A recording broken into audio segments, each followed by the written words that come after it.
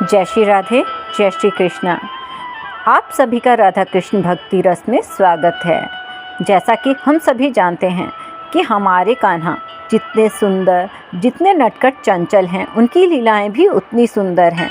माता यशोदा के भाग्य के तो क्या कहना, देवी देवता भी माता यशोदा के भाग्य की सराहना करते हैं, क्योंकि कान्हा अपनी सुंदर सुंदर लीलाओं से माता यशोदा के साथ पूरे ब्रह्मांड को आनंदित करते थे। आज हम उसी सुंदर बाल लीला का वर्णन कर रहे हैं, माता यशोदा और कन्हैया की।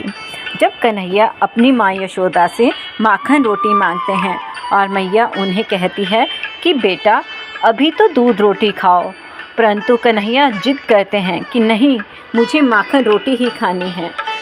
कि माँ यशोदा उन्हें कहती है कि यदि तुम माखन रोटी नहीं खाओगे तो तुम्हारी चोटी बलराम जितनी बड़ी नहीं होगी। फिर भी कन्हैया जिद करते हैं कि नहीं, खाऊंगा तो माखन रोटी ही खाऊंगा। आइए प्रवेश करते हैं भाव से कन्हैया की सुंदर लीला की ओर। आइए चलते हैं। एक दिन माता यशोदा दही मथकर माखन निकाल रही थी। अचानक माँ को आनंद देने के लिए बलराम और श्याम उनके निकट पहुँच गए। कन्हैया ने माँ की चोटी पकड़ ली और बलराम ने मोतियों की माला। दोनों माँ को अपनी अपनी तरफ खींचने का प्रयास करने लगे। बलराम कहते थे, माँ तुम पहले मेरी सुनो, और कन्हैया कहते थे, नहीं माँ, तुम्हें पहले मेरी सुननी पड़ेगी।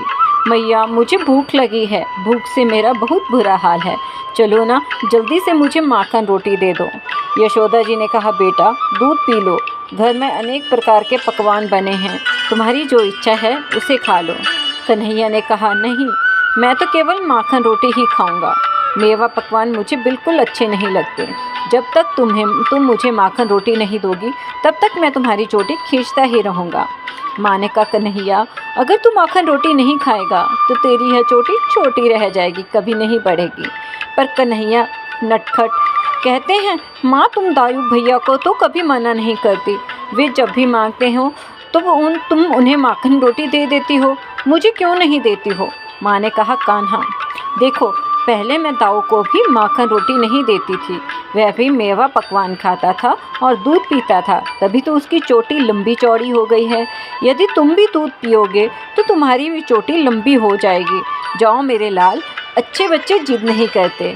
परंतु हमारे नटखट कान्हा, माँ तुम झूठ बोलती हो, कितनी बार मैंने दूध पिया है पर अब तक मेरी चोटी नहीं बढ़ी।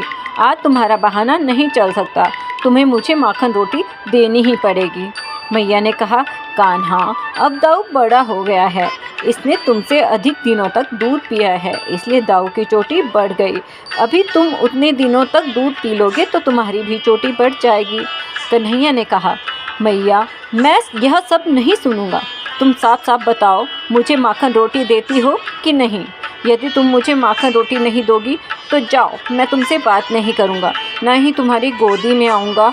अब दाऊ भैया ही तुम्हारे पुत्र हैं, मैं भला तुम्हारा क्या लगता हूँ। और मुंह फुलाकर खड़े हो गए। अब माता यशोदा को कान्हा ने कर दिया इमोशनल ब्लैकमेल, और मैया यशोदा के आँखों से झरझर आंसू बहने लगे। कुछ प्रेम के थे, कुछ ममता के थे। माता यशोदा ने कान्हा को अपने हृदय से लगा लिया। कान्हा तू मेरा प्राण है, मैं भला तेरे बिना कैसे रह सकती हूँ। मेरे नन्हे लाल, मैं तेरी बलैया लेती हूँ, तनिक रुको, मुझे माखन तो निकाल लेने दो, फिर तुम्हें जितना चाहिए तुम ले लेना। इस प्रकार माँ यशोदा की आंखों से प्रेमाश्रु छलक पड़े।